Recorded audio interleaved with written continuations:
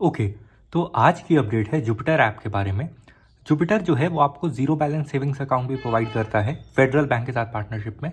काफ़ी अच्छे इसके फीचर्स होते हैं और ऐप भी काफ़ी मतलब सॉर्टेड ऐप लगती है मुझे तो।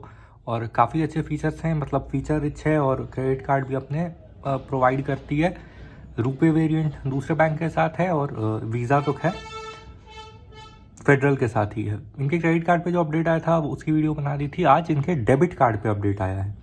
डेबिट कार्ड पे क्या अपडेट है कि देखो, वैसे अगर इनका अकाउंट आपने बहुत पहले खोला होता है यानी 2 साल पहले, तो इनकी फ़ीस अलग अलग टीयर के मतलब अलग अलग अकाउंट वेरिएंट के हिसाब से अलग अलग थी।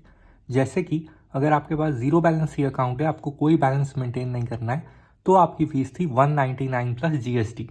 ठीक है, यानी 235 रुपये के आसपास बनते हैं।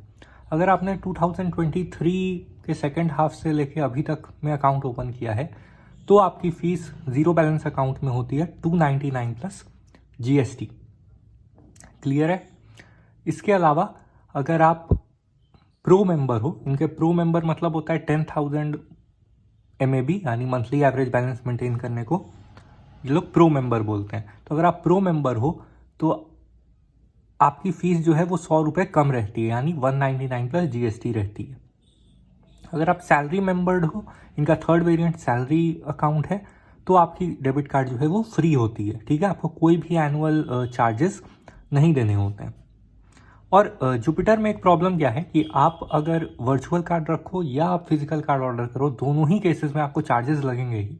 तो बेटर यही है कि आप कार्ड ऑर्डर कर लो, है ना, क्योंकि अगर वर्चुअल कार्ड रख के भी आपको चार्जेस देने हैं तो मैं नहीं उसका कोई भी यूज़ नहीं समझता। मतलब ये तो बेवकूफ़ी है, कंपनी की तरफ से बेवकूफ़ी है, लेकिन कस्टमर को इसलिए अगर वो डिसीजन लेते हैं फाइनली ये अकाउंट खोलने का, तो उनको कार्ड ही ऑर्डर करना चाहिए। मैं मतलब पूरे तरह से ये मेरा सजेशन रहेगा। अब आते हैं कि ये जो है इनके डेबिट कार्ड का आप देख सकते हो एनुअल मेंटेनेंस फी 0 का ईमेल आया है मुझे। ठीक है, यस्टरडे। अच्छा, मैं इसको रोटेट कर देता हूँ, आपको थोड़ी सहूलियत हो जाएगी।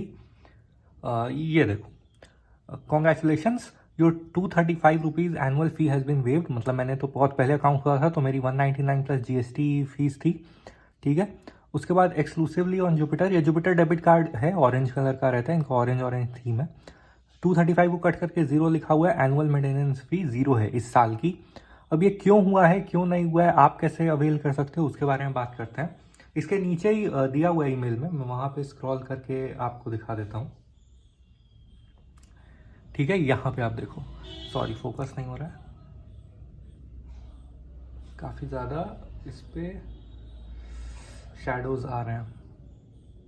ठीक है, अब ठीक है, चलो।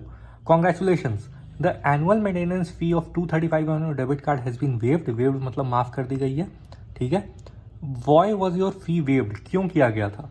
तो देखो, यू स्पेंड 25,000 और मोर ऑन एलिजिबल मर्चेंट्स। अब देखो, जुपिटर में फ़ी वेव ऑफ की क्या क्राइटेरिया होता है कि अगर आप 25,000 या उससे ज़्यादा एलिजिबल मर्चेंट्स, मतलब कि रेंट, स्कूल फ़ी, एजुकेशन फ़ी, सरकारी पे पेमेंट्स, इंश्योरेंस, ये सारे छोड़ के आप अगर 25,000 रुपये खर्च करते हो, यानी बेसिकली ऑनलाइन अगर खर्च करते हो या किसी स्टोर में पेमेंट करते हो, कैश विड्रॉल भी काउंट नहीं होता है, तो कैश जाके मत निकाल लेना। ठीक है, तो वो आपको माफ़ कर देते हैं कि चलो भाई ये मेरा अच्छा यूज़र है, ये मेरे काफ़ी ट्रांजैक्शंस करता है, 25,000 रुपये से ऊपर इसने डेबिट कार्ड पे यूज़ कर लिया है, तो इसको फीस लेने की ज़रूरत नहीं है। और या दूसरा तरीका ये है कि you were a Jupiter pro और सैलरी यूज़र फॉर 6 मंथ्स और मोर। अब देखो, इनकी सारी 6 महीने की क्राइटेरिया होती है, क्रेडिट कार्ड का भी वही हाल है। तो अगर आप जुपिटर प्रो मेंबर यानी 10,000 रुपये का बैलेंस अगर आप मेंटेन करते हो, या अगर आप सैलरीड यूज़र हो 6 महीने में, ये 1 साल पे काउंट होता है, यानी आपका एनिवर्सरी ईयर पे। ठीक है, आपने जब से अकाउंट खोला तब से लेके नेक्स्ट 1 ईयर, फिर वहाँ से लेके 1 साल तक 1 ईयर, यानी अगर आपने मार्च में अकाउंट खोला तो मार्च टू मार्च 1 साल, उस हिसाब से। तो अगर आप उस 1 साल में 6 महीने के लिए जुपिटर प्रो या सैलरी रहते हो, तो भी आपकी फ़ीस जो है वो माफ़ कर दी जाएगी। क्लियर है?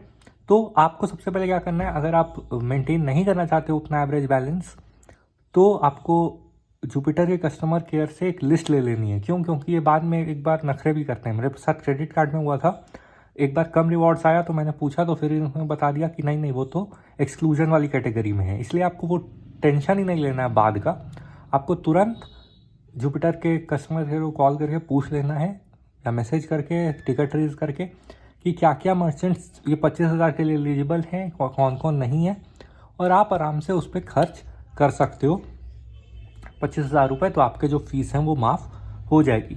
अगर 25,000 235 कितना परसेंट हुआ, अगर आप ये देखना चाहो तो 1% हो जाता है।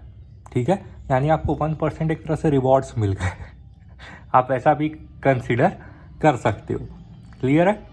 चलो फिर इतना ही रखते हैं। हाँ, एक छोटी सी बात और, IPL के फैंटेसी ऐप्स आप बहुत यूज़ करते हो कि नहीं करते होगे? बहुत मतलब अजीब सा माहौल है, फॉर अगेंस्ट वाली बात है। मैं बस ये बोल रहा हूँ कि कुछ कुछ लोग थोड़े परेशान रहते हैं, वो वहाँ पे भी लाइव मैचेस ढूंढते रहते हैं।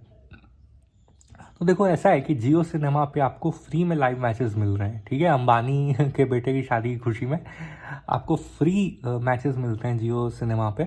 मैंने कम्युनिटी पोस्ट भी डाला था। तो खैर आप जियो सिनेमा डाउनलोड करके आराम से IPL देख सकते हो। इतना ही रखना है। इसके बाद तो इनका डिस्क्लेमर वगैरह है वो सब इग्नोर कर सकते हैं। क्लियर है? चलो फिर मिलेंगे न्यू अपडेट के साथ।